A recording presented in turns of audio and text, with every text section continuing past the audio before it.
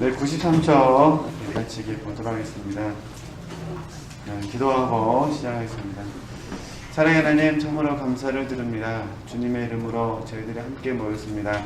하나님께서 함께하여 주시고 풍성한 생명으로 저희들의 생각과 마음을 충만케 하여 주옵시고 주님으로만 만족하는 복된 시간이 될 수 있도록, 오늘 복된 하루가 될 수 있도록 하나님 기회 베풀어 주시옵소서.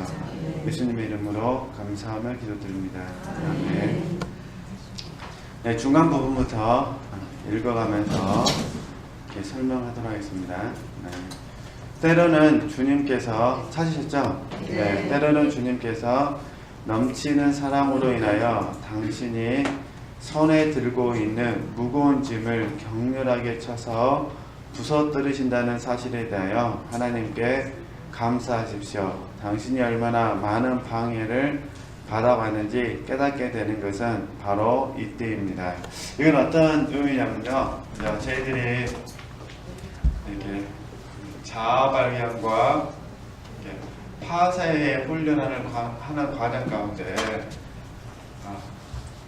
배우는 것 중에 하나가 뭐냐면은 이 부분에 있어서 우리 각자가 나라고 하겠습니다. 자아가 손에 가지고 있는 것이 굉장히 많다라는 사실을 알게 됩니다. 이제 이 부분을 하는 겁니다. 왜 하나님께서 우리를 통하여 충분히 역사하지 못하시느냐? 물론 본질적으로는 자아가 파쇄돼서 그러지 않는다고 말하는데, 그러면 세부적으로 설명하면은 왜 우리가 주님께 온전히 통로되지 못하느냐 봤더니 저와 여러분의 손에 가지고 있는 것이 너무 많아서 그 말입니다. 이 말은 지고 있다는 뜻이잖아요. 그러니까 나도 모르는 사이에 내 나름대로 생각해, 내가 손에 뭔가를 꽉 쥐고 있다는 것은 그 가지고 있는 것에 대해서 소유권을 가지고 있다는 거거든요. 쉽게 말해서 주인 노릇을 하고 있다, 그런 부분입니다. 주인 노릇을 하고 있다. 그렇죠? 그러니까 하나님께서 우리가 손에 가지고 있는 그 무엇을 놓기를 원하시는 거잖아요. 놓는다는 것은 소유권이 하나님께 넘어간다는 것이고 하나님께 맡긴다는 것이고 하나님의 뜻대로 된다는 의미인데, 우리가 마음으로는 아는데 실질적으로 손에서는 지금 놓지를 못하고 있는 거잖아요. 이게 이제 비유적으로 표현하는 겁니다. 그래서 때로는 주님께서 넘치는 사랑으로 인하여 당신이 손에 들고 있는 무거운 짐을 격렬하게 쳐서 부서뜨린다는 거예요. 그러니까 쉽게 말해서 하나님이 저와 여러분을 환경이라는 하나님의 손을 통해서 우리를 훈련하시면 우리가 힘이 드니까 이 손을 이렇게 놓게 된다, 그 말입니다. 그래서 그러면 이 손을 놓게 되면 어떻게 되느냐? 자연스럽게 나의 온대로 마옵시고 하나님의 온대로 뜻대로 하시옵소서, 이렇게 된다, 그런 부분입니다. 그냥 어느 쪽으로 표현한 거니까. 근데 그 다음에 보면 이제 문제는 감사라고 그랬잖아요. 그래서 이 사실에 이제 그래서 손을 쥐고 있었는데 손을 놔버렸습니다. 그리고 나의 온대로 마옵시고 하나님의 뜻대로 하옵소서라고 기도를 했습니다. 그 이후에 나 자신을 보면서 깨닫는 거예요. 이렇게 쉽고 가벼웠는데, 그죠? 이렇게 쉽고 가벼웠는데 내가 왜 이렇게 그냥 바보처럼 지고 살았을까? 이렇게 깨닫게 된다, 그런 부분입니다. 그렇죠? 한번 보세요. 뭐 밤새 내내 갈등이 있어가지고 막 죽일 놈 살릴 놈 하면서 밤새 내내 괴로워했습니다. 그 다음날 아침에 만나는데 미안해 한마디에 싹 없어져 버렸습니다. 그럼 미안해가 미안해 3초 걸리나요? 3초 만에 그 마음이 다 없어졌어요. 근데 나는 밤새 내내 뭐 했다는 거예요? 자동화 작업. 죽일 놈 살릴 놈 하면서 고민했다는 거예요. 근데 딱 3초 만에 끝났어요. 이게 나중에 생각해보니까 이렇게 쉽고 가벼운데 얼마나 내 스스로가 봤을 때 바보처럼 느껴지잖아요. 네, 그런 부분입니다. 이렇게 이해하시면 되실 것 같습니다. 어쨌든 당신이 얼마나 많은 방해를 받아왔는지 깨닫게 되는 것은 바로 이때입니다. 손을 놨을 때. 네. 사랑하는 그리스도인이여, 단지 모든 것이 떨어져 나가도록 놓아두기만 하십시오. 하나님께 맡기십시오, 그 말입니다. 어떻게 그렇게 할 수 있을까요? 당신의 손을 자아로부터 떼기만 하면 됩니다. 당신의 손을 다른 모든 사람과 그리고 모든 것으로부터 떼십시오. 물론 그것은 희생을 의미합니다. 이것은 내려놓음이라 표현할 수도 있고 맡김이라고 표현할 수도 있습니다. 네, 의뢰라고 표현할 수도 있고요. 어쨌든 다양한 뜻을 설명했습니다. 이제 심지어 그것은 십자가에 못 박히는 것이라고까지도 불릴 수 있을 것입니다. 물론 이 주도권을 내려놓는 과정 가운데는 분명히 고통이 있습니다. 고통이 있는데 그 부분을 내려놔야만 쉽고 가볍다 그 말입니다. 네, 그걸 이해하시면 됩니다. 네. 그러나 그러한 희생과 부활 사이에 이건 이제 저희들이 십자가 체험을 그런데 단지 아주 짧은 공간만이 있을 뿐이라는 사실을 알게 되면 당신은 깜짝 놀라게 될 것입니다. 영혼이 완전하게 수동적인 상태를 유지한다는 것이 옳은 일일까요? 자, 어찌됐든 이 주제로 설명하는 거니까요. 내가 손에 가지고 있는 것을 하나님께 맡겨드렸습니다. 그래서 맡김. 우리가 이제 내려놓은 의뢰 했습니다. 이렇게 한 이후에 어떻게 되느냐? 이렇게 하고 나면 지금 잡내경이 설명할 때 수동적인 상태라고 그러거든요. 이렇게 되어지면은 수동적인 상태에 들어가게 된다. 지금 그 말을 하는 겁니다. 근데 우리가 이전에 저번에도 말씀드렸습니다만 이 수동적인 상태하고 굉장히 혼동해서는 안 될 부분이 수동성입니다. 수동성. 그래서 제가 수동적인 상태와 수동성의 차이점에 대해서 하나만 말씀드리는데 그 원리만 생각하시면 됩니다. 수동적인 상태에서 뭐냐면은 방금 제가 말씀드린 대로 나의 오남이 아니라 나의 오남이 아니라 하나님의 뜻대로 됩니다. 뜻대로 되기를 원합니다. 이게 수동적인 상태예요.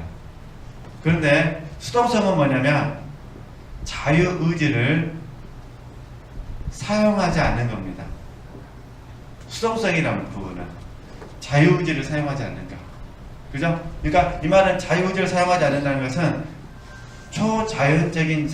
초자연적 존재에게 그냥 나 자신을 의지를 사용하지 않고 그냥 맡기는 겁니다. 이건 조심하셔야 됩니다. 왜냐면 이 초자연적 존재를 저희들이 마귀라 부를 수도 있고 성령이라 부를 수 있는데 성령님이시면 그나마 다행인데 만약에 마귀라면 어떻게 돼요? 마귀라면 심각한 문제가 생기는 거잖아요. 그래서 하나님께서 우리에게 지금 손에 가지고 있는 것을 내려놓으라고 말씀하시는 것도 우리의 의지를 사용해서 나의 오남이 아니라 하나님의 뜻을 선택하라는 겁니다. 그죠? 그러니까 다시 수동san태들은 의지를 사용하거나 의지를 들여서 어떻게 하는 거죠? 하나님의 뜻을 믿음으로 선택하는 것. 이것을 협조, 통로, 동역. 이걸 수동적인 상태라고 부릅니다. 그죠? 그런데 마귀가 노리는 건 뭐냐면은 의지를 사용하지도 말고 의지를 들이지도 말고 그냥 시킨 대로 말하는 거죠. 하라는 겁니다. 쉽게 말해서 생각과 마음과 의지 속에 어떤 딱 부분에 대해서 반응이 있으면 그 반응을 분별하지 말고 그냥 그 반응이 뭐라는 거죠? 순종해라 이런 의미예요. 이런 경우는 수동성이 된다는 거죠. 제입을 아시겠죠? 그러니까 우리가 지금 잡내경이 들고 싶은 건 뭐냐면 수동성이 아니라 지금 어떤 상태라는 거죠? 수동적인 상태. 이게 수동적인 상태로 가기 위해서 먼저 하셨던 게 뭐냐면 손에 가지고 있는 것을 뭐라는 거죠? 내려놔라. 왜냐면 손에 가지고 있으면 하나님이 역사하지 않으시니까. 그래서 이걸 이제 포괄적으로 설명할 때 저희들이 이거를 자기 부인 자 부정이라고 말하죠. 그러잖아요. 그 다음에 나의 원함이 아니라 하나님 뜻대로 되는 것은 뭐냐면 십자가를 지는 삶이라고 그러죠. 그래서 십자가를 지는 삶. 이렇게 이제 설명하는 거거든요. 그러게 이 부분은 수동적인 상태. 그죠? 절대 수동성으로 가시면 안 된다는 거 이해하셨으면 좋겠습니다. 하나님께서 저희들에게 뜻을 정하셔가지고 마음에 소원을 주시잖아요. 그 소원이 내게 딱 감동이 오게 되면 우리 그 소원을 분별을 해야 됩니다. 그냥 순종하시면 안 되고 그 분별 속에서 분별하고 그 다음에 의지를 사용해서 또 의지를 들여서 그 다음에 선택하고 결정하는 겁니다. 근데 수동성이 있을 때는 그런 거 없이 그냥 뭐라는 거죠. 생각이 든다면 무조건 해라 이렇게 되는 겁니다. 그냥 이러면 큰일 납니다. 이건 잘못하면 마귀의 조종을 당하시니까요. 조심하셔야 된다는 거. 단지 수동적인 상태라고 설명되기 때문에 다시 한번 말씀드렸습니다. 보도록 하겠습니다. 어떤 사람들은 제가 지금까지 언급해온 바와 같이 하나님께서 친히 자신의 뜻을 그 영혼에 두고 행하시기 전에 먼저 그 영혼이 죽어야 한다. 즉 생명 없는 물체와 같이 죽어야 한다고 생각하고 있는 것 같습니다. 그러나 사실은 뭐라는 거죠? 정반대입니다. 영혼의 주 요소는 의지이며 의지. 그죠? 그래서 우리가 영적 의지라고 그랬잖아요. 영성을 잘하기 위해서는 영적 의지를 사용해야 된다고. 그러니까 영혼의 주 요소는 의지이며 따라서 영혼은 하나님만을 전적으로 기다리면서 중립적이며 수동적인 상태로 되고자 하는 의지를 가지고 있어야 합니다. 그러니까 이걸 잘 설명하겠습니다. 내가 하나님께 맡겼다 하더라도 자기 부인 자아 부정을 했어요. 그런데 아직 하나님의 뜻을 잘 모른다는 거예요. 그죠? 그러니까 하나님의 뜻을 모르니까 하나님의 뜻을 뭐 하자는 거죠? 기다리는 거죠. 근데 예수님은 우리랑 달라요. 왜냐면 예수님은 이미 하나님의 뜻을 이루러 오셨잖아요. 그러니까 예수님께서는 기다리실 필요가 없으셔요. 왜냐면 원래 하나님의 뜻을 알고 계셨으니까. 그러면 이걸 우리에게 적용하면 혹시 우리 지체들께서 하나님 그 영의 직관을 통해서 하나님의 뜻을 알려주셨다면 기다릴 필요가 없으시죠. 그냥 자기 부인, 자아 부정을 통해서 십자가를 지시면 되는 거죠. 그런데 내가 정확하게 하나님의 뜻을 분별이 안 되는 거예요. 그러면 자기 부인과 자아 부정을 하면서 하나님의 뜻을 알 때까지 뭐라는 거죠? 기다리고 하나님을 잠잠히 바라는 것. 이걸 수동적인 상태라 부른다는 거죠. 하나님의 뜻을 내 안에서 분명하게 알아질 때까지. 그죠? 그래서 하나님의 뜻을 분별할 때 저희들이 부탁드렸던 훈련이 뭐냐면 3번 기도의 원칙이었잖아요. 왜 3번 기도의 원칙을 부탁을 하게 되냐면 하나님의 뜻을 선택하는 순간 십자가가 있잖아요. 십자가를 진다는 자체가 그때부터 고생입니다. 그러니까 3번 기도의 원칙을 통해서 완전한 내적 확신을 갖지 않으면 십자가를 조금 지다가 힘드니까 그만둬보고 싶습니다. 그러잖아요. 그러니까 하여튼 적용을 좀 잘해 주셨으면 좋겠습니다. 아무리 교회에서요 좋은 일을 하더라도요 몸은 피곤하게 돼 있습니다. 그죠? 아무리 좋은 일을 한다더라도 이 더운 날씨에 신세계 신부로 한번 갔다 오면 열 받을까요 안 받을까요? 받습니다. 사랑하는 아들들을 위해서라도요 한번 갔다 오면 좋은데 마음에 안 들다 다시 바꿔오라 가면 그때부터 성질 나거든요. 그죠? 사랑하는 손자 얼마나 예쁩니까? 전 아직 없습니다만 사랑하는 손자 얼마나 예뻐요. 그러나 반년절 지나면 어떤 마음 드세요? 좀 데리고 가라. 그게 사람 마음이죠. 그러잖아요. 이게 다시 정리하면은 아무리 좋은 것도 십자가를 지는 삶이 되면 뭐 하는 거죠? 힘들다니까요. 아주 웃자고 한 소리입니다. 그렇죠? 그래서 우리 지체들께서 한밤중에 남편이 너무 부산 해운대 좋다고 가자고 들들 볶으면 성질 나겠습니까? 안 겠습니까? 피곤해 죽겠는데 무슨 부산에 지금. 그냥 어쨌든 갔어요. 어디 끌려갔습니다. 새벽에 끌려갑니다. 꾹꾹 졸고 있는데 남편은 안 자고 막 이야기를 합니다. 이건 성질 날까요? 안 날까요? 그게 나죠. 십자가를 치면 뭐가 다 있다니까요? 고통이 있습니다. 근데 우리는 육체는 속여버립니다.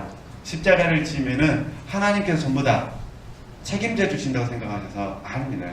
고통은 있습니다. 고통은 있지만 하나님이 새로운 힘을 주시는 거죠. 그렇기 때문에 3번 기도의 원칙을 적용해야 그 십자가를 넉넉히 감당할 수가 있습니다. 그렇죠? 그래서 그렇게 그런 의미에서 수동성의 문제와 수동적인 상태의 바르는 이해를 하시라고 제가 다시 한번 말씀을 드렸던 부분이고요.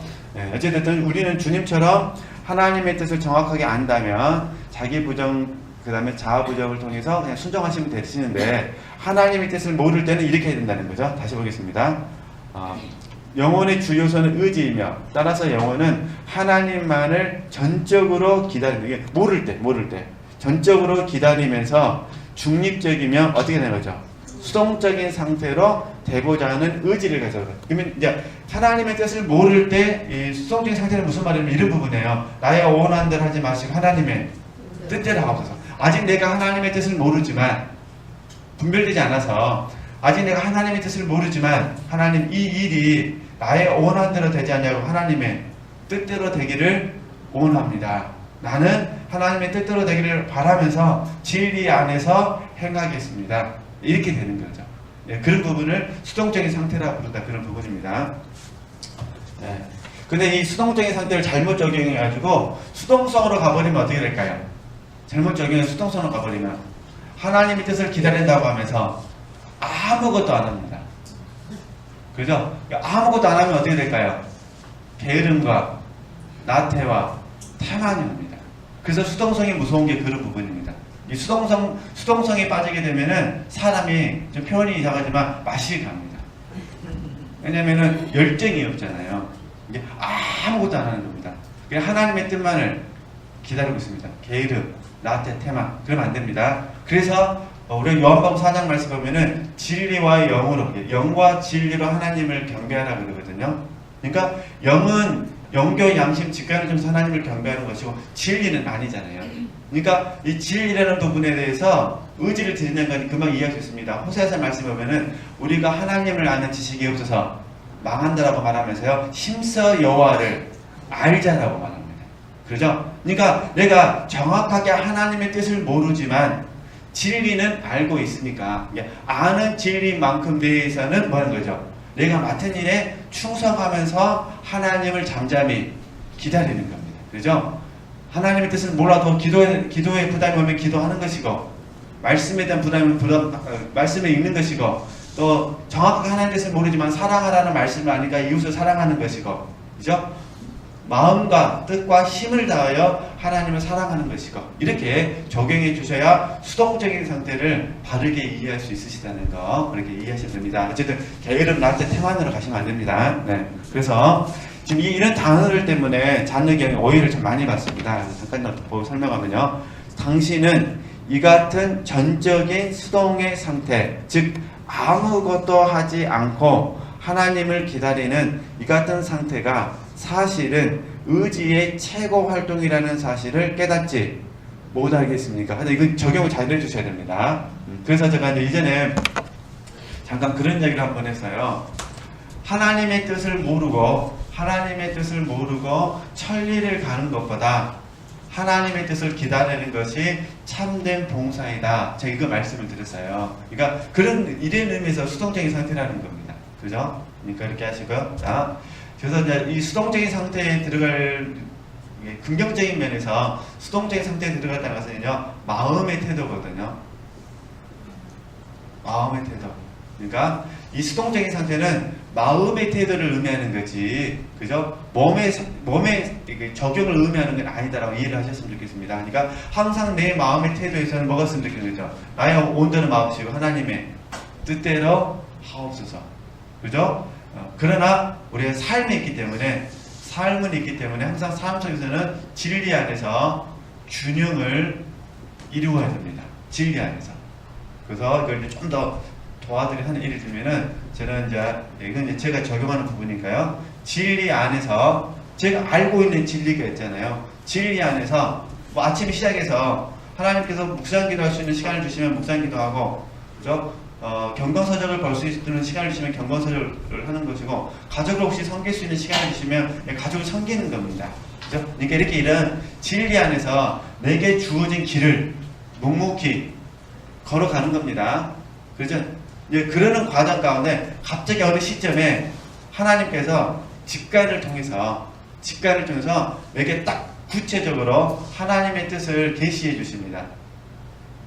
그러면 어떻게 하시면 되실까요? 그 타이밍에 그 하나님의 뜻을 계시해 받았으니까 이때 적극적으로 순종하시면 됩니다. 그렇죠? 그러니까 진리 안에서 우리에게 주어진 길을 가는 것이고, 잘 가시면서 하나님의 뜻이 딱 우리에게 어떤 시점에 가르쳐 주실 때 그때 뭐 하시면 되는 거죠? 순종하시면 된다는 겁니다. 그죠? 이걸 수동성을 잘못 적용하신 분들에게, 수동적인 상태가 아니라 수동성을 잘못 적용하신 분들에게 하나 예를 들어보도록 하겠습니다. 주님의 제자들이 주님과 함께 동고동락을 하면서 날마다 주님께 이렇게 물었다면 주님은 열받으셨을까요? 주님, 오늘 같이 갈까요? 그죠? 또 그 다음날 아침 눈을 떠서 뭐 할까요? 주님, 오늘 같이 갈까요? 이건 질문해야 될 내용입니까? 질문 안 해야 될 내용입니까? 그러면 이제 주일날 성도님들이 아침에 주님 오늘 예배 갈까요? 말까요? 물어야 됩니까? 안 물어야 됩니까? 주님 오늘 11조 할까요? 말까요? 그건 물으면 안 됩니다. 그건 당연한 것입니다. 당연한 것. 그죠? 그러니까 이 부분은 내 진리 안에서 이미 알고 있다 그런 부분입니다. 단지 이런 경우는 있겠죠. 아직 내가 성결 교회를 찾지 못했다거나 아니면 사역자가 이전 교회를 사임을 하고 아직 내가 사역자로서 부름받지 못했을 경우는 가능할 수도 있겠죠. 그러나 통상적으로 우리 지체들 입장에서는 물을 필요가 없는 거예요. 그죠? 그래서 오늘 목요일이다. 시간도 되고 건강하다. 그런데 무릎 꿇고 주님 오늘 목요일 갈까요 말까요? 이건 안 된다 그런 부분입니다. 질문 하셨죠? 그래서 어찌됐든 네, 다시 그래서 먼저 이 진리 안에서를 이해하셨으면 좋겠습니다. 수동적인 상태는 정말 좋은 겁니다. 이거 저희들이 뭐라 하냐면 성령의 지도와 인도라고 합니다. 성령의 지도와 인도. 이게 수동적인 상태를 표현했지만은 훈련을 영어로 바꾸면은 성령의 지도와 인도를 받는 겁니다.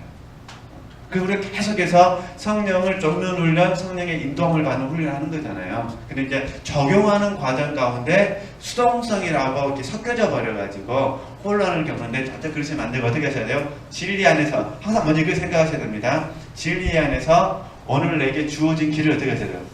가셔야 됩니다. 그러면 5째 주간이 됐어요. 이번 달에도 5째 주간이잖아요. 5째 주간. 그럼 5째 주간이 있으면 어떻게 하시나요, 이제? 5째 주간에 이때 이제 진리 안에서를 먼저 적용을 하는 거예요. 그러잖아요. 수요특강도 없고 예를 들어서 목요일에도 없고 나름대로 이제 시간을 가질 수 있잖아요. 그러면 진리 안에서 내가 마땅히 해야 될 일을 점검을 하는 거예요. 집중적으로 보완해야 될 것이 있는가? 그동안 못했던 거 혹시 집안에서 어떤 못했던 일이 있는가? 아니면 가정적으로 내가 특별히 누구 더 섬겨야 될 가족은 있는가 등등등등 이런 부분에서 진리 안에서 잘 감당하시는 겁니다. 감당하시다가 도중에 성령께서 특별하게 개입하셔가지고 하나님께서 계시하셔서 무엇인가를 가르쳐 주신다면 그 부분을 어떻게 해요? 집중적으로 또 수행하면 되시는 겁니다. 그죠? 이런 삶을 우리가 살 때 수동적인 상태에 들어간다 이렇게 말합니다. 이게 저도 훈련해 보니까요. 수동적인 상태, 특히 성령의 지도와 인도를 따라서 삶을 살게 되면 여러 가지 장점이 있습니다만 큰 장점은 하나님께서 기뻐하시는 거고 작은 장점은 뭐냐면요. 세월을 아낄 수가 있습니다. 세월을 할까 말까 고민할 것이 아니라 성령의 지도원들을 받게 되면은 우리에게 주어진 시간들을 굉장히 많이 아낄 수가 있고요. 한 몇 년 걸려서 깨달을 부분들을 순간적으로 5분 만에 다 깨달을 수도 있습니다. 그렇기 때문에 하여튼 우리 지체들께서 수동적인 상태의 목적은 연합이지만 그 우리 훈련은 연합을 성령의 지도와 인도라고 표현하고 있으니까 어쨌든 수동적인 상태에서 훈련하셔야 된다는 것들죠. 그러니까 사람들이 보기에는 아무것도 하지 않는 것 같지만, 그죠? 아무것도 하지 않고 하나님을 기다리고 있지만 사실은 뭐라는 거죠? 의지의 최고 활동이다 라고 이해하시면 되실 것 같습니다. 영원히 다음과 같이 말하는 소리를 들으십시오. 저는 제 존재의 모든 힘을 다하여 제 속에서 하나님의 소원이 성취되는 것을 원합니다. 저는 저를 완전히 소유하려고 하시는 하나님의 소원을 이루시도록 하기 위하여 저의 모든 활동과 힘의 사용을 중단하고 있는 상태로 이 자리에 있기를 원합니다. 좀 더 읽고 설명하겠습니다. 이와 같이 했다면 실제로는 당신의 영혼이 의지력을 가능한 한 최고의 수준으로 발휘할 것입니다. 그 영혼은 다른 의지, 즉 하나님의 의지에 자신의 의지를 전적으로 굴복시키는 행동을 취할 것입니다. 자, 그러면 이 부분을 잠깐 이렇게 설명하면요. 저의 모든 활동과 힘의 사용을 중단한다고 했잖아요. 이걸 이제 뭐라고 그러냐면 무력이라고 합니다. 무력. 그러니까 수동적인 상태는 무력. 그러니까 힘을 사용하지 않는 게 이런 부분이에요. 혼의 생명을 사용하지 않는가? 이게 무력입니다. 무력. 그죠? 근데 수동성은 우리를 뭐라고 속이냐? 그걸 무기력으로 가게 만듭니다. 그래서 수동성이 위험한 겁니다.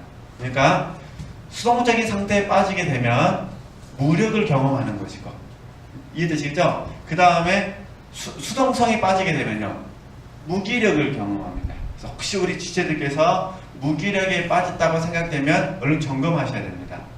무엇 때문에 무기력에 빠졌는가? 이 무기력이 영적인 문제인가? 아니면 몸하고 관련된 육신적인 문제인가? 아니면 심리적인 문제인가? 무조건 영적으로만 적용하시면 안 됩니다. 이해되시죠? 무조건 영어로만 적용하시면 안 되고, 다시 몸의 문제인가?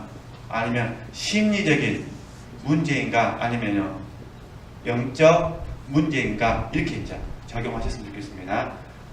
영적부터 하시든지 아니면 몸의 문제로 하시든지 그건 각자 선택도 하시면 되시는 거고요. 근데 저는 이제 이 무기력을 말하는 것이 아니라 무력, 그죠? 자, 무력이란 무슨 말이냐면은, 자, 다시 책 볼게요. 저의 모든 활동과 힘의 사용을 중단한다. 이 말은 이런 표현이에요. 내가 지금 혼의 생명에 대해서, 생명은 주인 노릇한다 했잖아요. 지금 내 편에서 봤을 때 이 혼이 주인 노릇하려고 했다는 것을 지금 아는 거예요. 알았습니다. 알았는데 그것을 사용하지 않겠다. 이게 무력이에요. 이게 수동적인 상태라는 거예요. 지금 아시죠? 이게 지금 혹시 A라는 사람이 나의 심기를 불편하게 했습니다. 어떠세요? 심기가 불편해지면 툭 치자마자 들어가게 나가게 감사하게 믿어드리고 나가세요? 아니면 일단은 먼저 눈에는 눈, 이에는 이 해놓고 커피를 마시면서 진정시키세요. 근데 딱 A가 딱 나의 어떤 부분을 심기를 건드렸어요.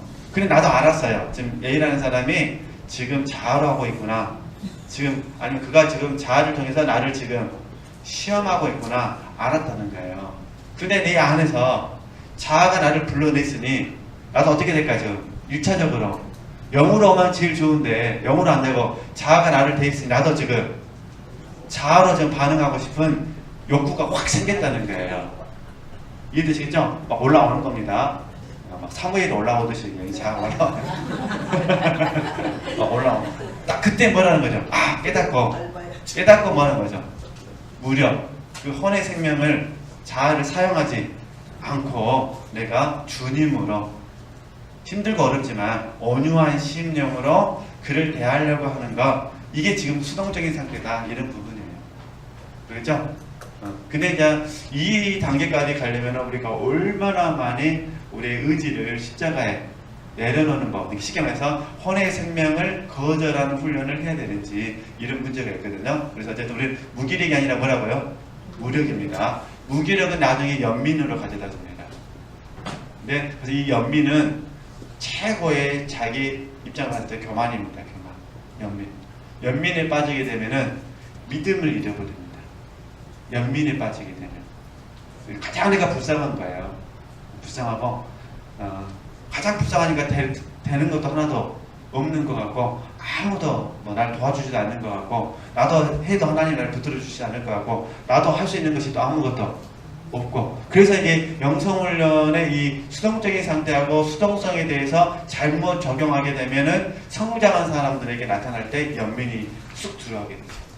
그러니까 성장하신 분이 연민에 들어갔을 때 이걸 고쳐주기가 너무 힘들어요. 이유는 하나예요. 그 사람이 영적 지식을 너무 많이 알고 있어요.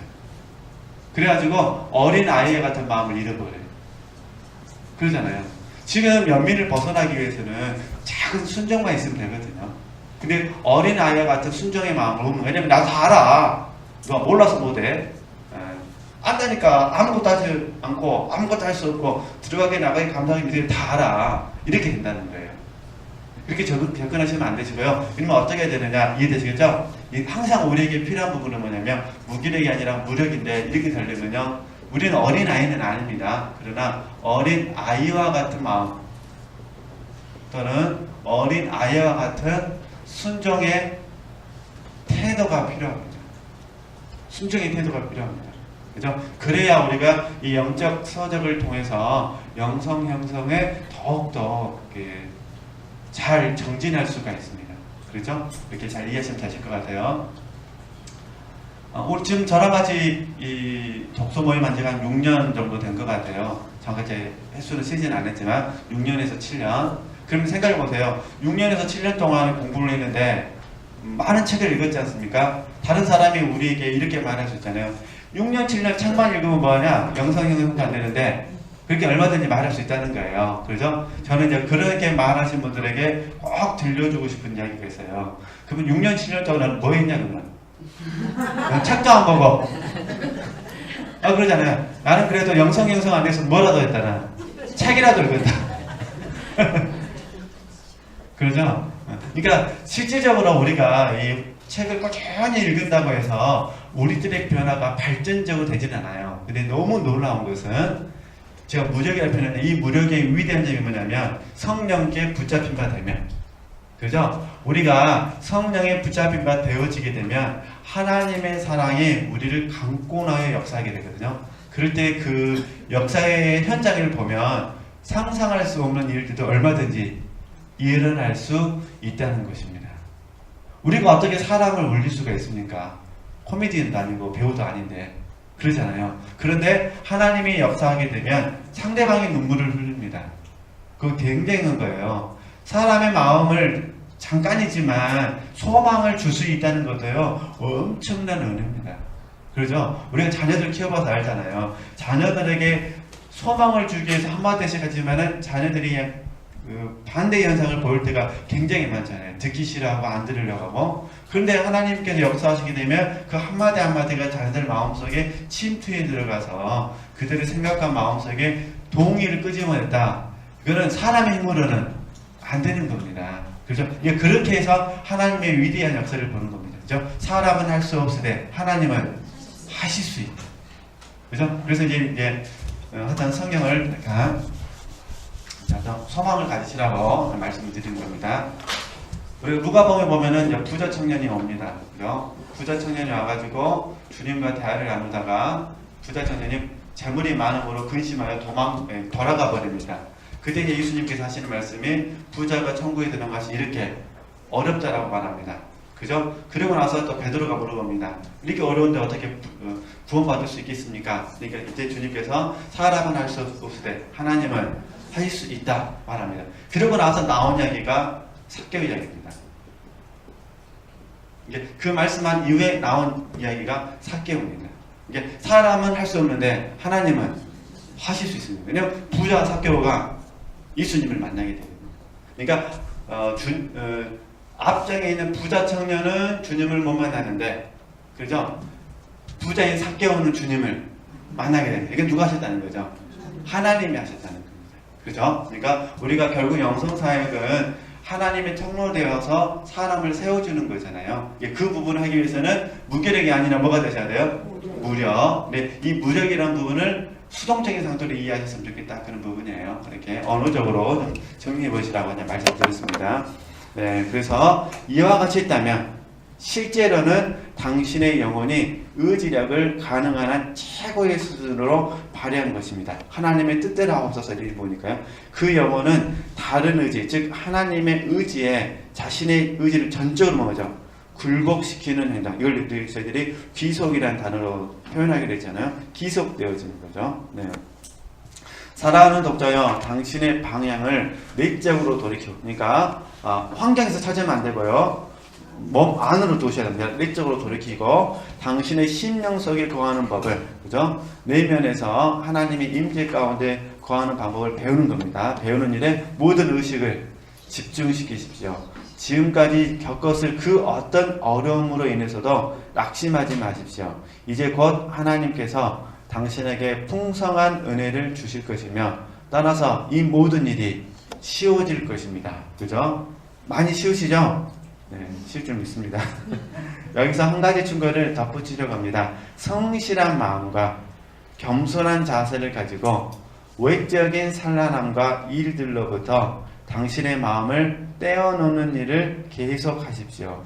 언제나 지속적으로 평온하고 자비로운 사랑의 마음을 가지고 당신의 중심이신 하나님께로 돌아가는 습관을 형성하십시오. 그러니까 정리하면 이런 부분이에요. 이 놀라운 영적인 세계에 들어간다 하더라도 이 부분은 하루아침에 되어지는 것이 아니라 계속해서 하는 거죠. 계속해서 해야 된다. 그래서 이 부분을 저희들이 자 간략하게 이제 압축해서 말씀드리면 들어가기 훈련하고 나가기 훈련하고 감사하기 훈련하고 믿어드리기 훈련이거든요. 이게 내면으로 들어간다는 거지. 그죠? 그러니까 들어가기, 나가기, 감사하기, 믿어드리기 언제까지 해야 되느냐? 주님 오실 때까지. 주님이 이 땅에 다시 오실 때까지. 그죠? 근데 또 언제까지 해야 되냐? 임종 직전까지 하셔야 돼요. 하나님께서 저와 여러분에게 치매를 안 주시고 임종 직전까지 하게 했으면 좋겠습니다. 그러니까 임종 직전은 어떻게 해야 될까요? 임종 직전에는 지금 주님 오실 때까지 안 되잖아요. 그러니까 내가 주님께 들어갈 때까지 주님의 나라에 들어갈 때까지. 자, 이게 바울사도 고백이에요. 바울사도가 죽는 날짜를 몰랐을 때는 주님 오실 때까지 훈련했고요. 주님 나라에 육신의 장막집을 벗어버릴 날이 가깝다는 것을 인식하니까요. 주님 나라에 들어갈 때까지 훈련하잖아요. 그죠? 그러니까 어쨌든 저나 우리 지체들이 이거 계속 해야 됩니다. 들어가기, 나가기, 감사하기, 믿어드리기. 이건 마스터가 없습니다. 그죠? 왜냐하면 날마다 삶의 기회가 오잖아요. 삶의 이벤트가 오잖아요. 날마다 이벤트가 올 때마다 어떻게 하셔야 돼요? 들어가기, 나가기, 감사하기, 믿어드리기. 이제 그만해요. 이 부분이 우리에게 뭐가 됐으면 좋겠다는 거죠? 습관이 됐으면 좋겠다. 네. 그런데 이 과정을 잘 통과하게 되면 쉽고 가벼움을 알게 됩니다. 진짜입니다. 진짜 쉽고 가벼움. 그리고 나서 이제 우리가 십자가를 지는 삶, 그래서 감당이라고 그러잖아요. 감당하는 겁니다. 감당하는 과정 가운데서는 약간 더 별개의 훈련이 있는 것 같아요. 그래서 이거를 그리스도의 분사라고 합니다. 왜냐면 감당이라는 거는 굉장히 효율적으로 잘하시는 분이 있고 또 약간 효율성이 떨어지는 분이 있으시잖아요. 그죠? 우리가 하나님의 뜻에 순종할 때도 굉장히 지혜롭게 순종하시는 분이 있으시고 약간은 미숙하다 보면 순종하긴 하는데 약간 부실하게 순종하시는 분도 있으시잖아요. 이제 그것도 별도의 문제인 것 같아요. 그건 이제 앞으로 우리가 그리스도의 분산하는 입장에서 또 하나님께서 훈련시키실 겁니다. 어찌됐든 이 과정 잘 통과하셔가지고 저 여러분의 마음이 항상 어땠으면 좋겠어요. 쉽고 가벼우셨으면 좋겠다. 그런 부분이고요. 이제 다음 주에 다른 주제 내면에서 시작되는 이제 그냥 기도가 아니라 어떤 기도죠? 지속적인 기도. 침묵 가운데 마음으로 계속해서 하나님을 의뢰하면서 하는 짧고 굵은 기도에 대해서 공부해보자 그런 부분입니다. 이렇게 하시고 또 다음 주에 뵙도록 하겠습니다. 하나님께 영광 돌리겠습니다.